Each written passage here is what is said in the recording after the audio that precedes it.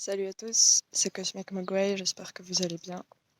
Moi ça va bien, il a plu donc je suis assez contente, ça faisait beaucoup trop longtemps qu'il n'avait pas plu. Tout commençait à s'assécher, comme vous pouvez le voir derrière moi. La rivière est presque sèche, donc on est content quand il pleut un petit peu. J'espère que ça va continuer. Donc aujourd'hui on est là pour parler d'une plante médicinale encore une fois. Qui s'appelle l'armoise commune. On l'appelle aussi l'armoise citronnelle. Et puis son nom latin, c'est Artemisia vulgaris. Donc elle fait partie de la famille des Asteraceae. J'espère que je l'ai prononcé juste. Et puis son nom, il vient de la déesse grecque Artémis. Je pense que vous en avez déjà entendu parler. C'était la déesse de la chasse et des naissances, entre autres, si je me trompe pas. Et c'était la protectrice des femmes, donc déesse féministe. Et donc sinon, qu'est-ce qu'on peut dire sur cette plante? Il y a beaucoup de choses à dire sur cette plante. C'est ça qui est génial. Je l'aime vraiment beaucoup, comme vous avez déjà pu peut-être le constater. Donc c'est une plante herbacée qui fait 60 cm à 2 mètres de hauteur quand elle atteint la pleine floraison. Elle est vraiment très reconnaissable. Elle a des feuilles très découpées, vert foncé. Quand elle est en fleurs, c'est des fleurs un peu duveteuses, très douces. Et puis sinon, elle a une tige un peu violacée, rouge violacée comme ça, je dirais. Donc voilà, très reconnaissable. Je vous la montrerai un peu plus en détail plus tard dans la vidéo. Donc sinon, elle pousse sur les bords de chemin et des routes, bords de chemin de fer, les remblais, les talus, les décombres, les terrains vagues, enfin un peu tous ces endroits abandonnés, je dirais, qui sont vraiment laissés à la nature. Et puis sinon, voilà, elle aime les sols riches en azote, elle pousse jusqu'à environ 1600 mètres d'altitude, et puis on peut la trouver partout en Europe. Donc voilà, faut savoir qu'il y a plusieurs sortes d'armoises. Donc celle-ci, c'est la seule que je connais pour l'instant, c'est la seule que j'ai réussi à trouver dans la nature, mais elle me va très bien parce que ses vertus sont déjà très bien. Donc voilà.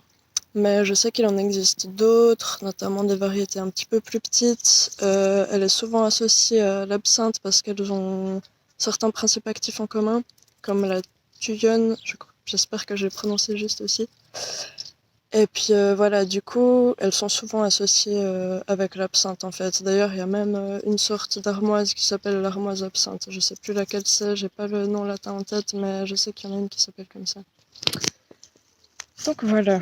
Maintenant, on va passer un petit peu aux propriétés de la plante. Donc, faut savoir quand même qu'à forte dose, c'est une plante qui peut être toxique parce qu'elle contient de la thuyone, comme je l'ai dit avant. C'est le même principe actif qui rend fou, comme on dit, dans l'absinthe. Pour ça qu'elle a été interdite pendant assez longtemps d'ailleurs, en tout cas en Suisse. Donc c'est une plante amère qui stimule la production de suc gastrique, donc c'est très bien pour tout ce qui est problème de digestion. Ça aide pour les flatulences aussi. Et puis sinon, moi je dirais la principale utilisation que j'en ai, c'est vraiment pour les troubles et les douleurs menstruelles. C'est vraiment une plante super. Si vous la prenez en infusion, ça va vraiment, infusion ou décoction, je dirais, ça va vraiment soulager beaucoup les douleurs. C'est aussi une plante qui peut être légèrement euphorisante si on la fume, mais plutôt les fleurs, je dirais. C'est pour moi, pour avoir testé, c'est là où il y avait le plus d'effet. Je pense que c'était surtout au niveau des fleurs, les feuilles aussi, mais un petit peu moins, la tige encore moins, je dirais. Donc surtout les fleurs pour la fumée et les infusions aussi, mais les infusions, vous pouvez tout aussi bien utiliser les feuilles et bien les faire cuire, il n'y aura aucun problème, ce sera parfait. Donc sinon, c'est une plante qui a beaucoup d'histoire, pour ça que je l'aime beaucoup aussi. Donc c'était une plante qui a été utilisée par les Aztèques pour des rituels ou dans la médecine populaire, quoi. Comme on l'a vu avant, elle a beaucoup de vertus. Donc en Europe, c'était utilisé comme remède contre la fatigue et comme protection pour les voyageurs surtout. Protection contre les mauvais esprits, contre les voleurs, contre les attaques d'animaux sauvages, contre voilà, protection contre beaucoup de choses finalement, contre les... Enfin voilà, tout ce qu'on a envie de se protéger finalement. Et puis sinon, on peut aussi l'utiliser comme aux mêmes fins que la sauge blanche finalement, donc comme encens. Je pense qu'on peut faire des petits fagots avec et puis les brûler comme de la sauge. J'ai déjà testé, c'est une odeur assez agréable, je trouve. Donc sinon, c'était aussi une plante chamanique. Enfin, ça l'est toujours. C'est toujours une plante chamanique. Donc elle est utilisée par les chamans, les sorcières, les druides, toutes ces personnes mystiques. En général, ont cette plante dans leur répertoire autant pour ses bienfaits médicinaux que pour ses bienfaits un peu plus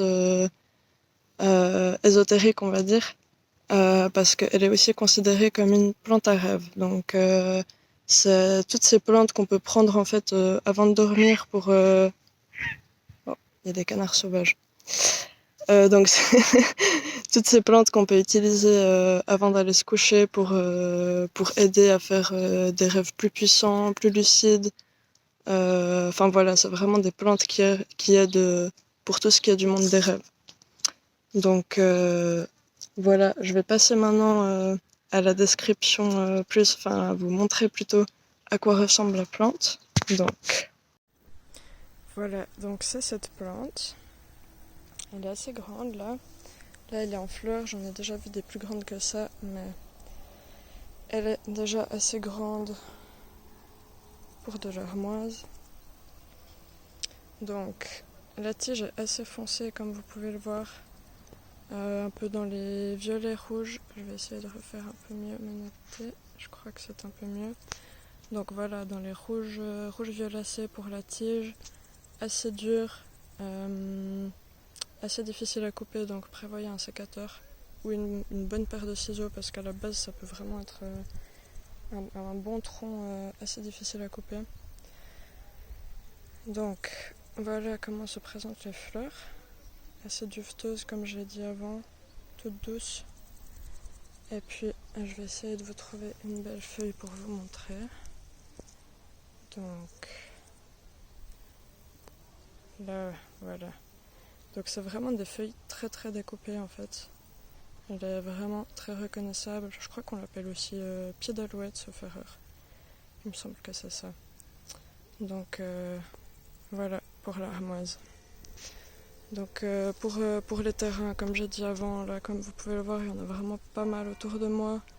Il faut juste être un peu observateur. Des fois, elle se cache dans les orties, elle se cache dans d'autres plantes. Donc voilà, il faut juste garder l'œil ouvert. Là, on est sur une berge de rivière, on est au bord du Doubs. Donc là, il y en a vraiment beaucoup par ici. C'est vraiment... et apparemment, personne ne l'accueille, donc c'est génial pour moi. Et ici, du coup, on a un plan un petit peu plus jeune, donc voilà, un petit peu plus discret. Je pense qu'au printemps, ça ressemble plus à ça qu'à la grosse plante que je viens de voir. Parce que là, ouais, il faut vous dire qu'on est à 800 mètres d'altitude environ. Et puis, on est début août. Donc voilà, là, ce sera vraiment le bon moment pour la récolter. Et puis voilà, ça dépend toujours de l'utilisation que vous voulez en faire, bien sûr. Mais ça, c'est à vous de vous renseigner. Bon, il est temps pour moi de terminer cette vidéo. Les cloches sonnent, ça va être très bruyant très bientôt. Donc voilà, on espère qu'il continue à pleuvoir pour que la rivière puisse se remplir. D'ici là, je vous souhaite une bonne cueillette. N'oubliez pas de vérifier la description pour plus d'informations éventuellement que j'aurais pu oublier dans la vidéo. D'ici là, bonne cueillette, à la prochaine. Peace.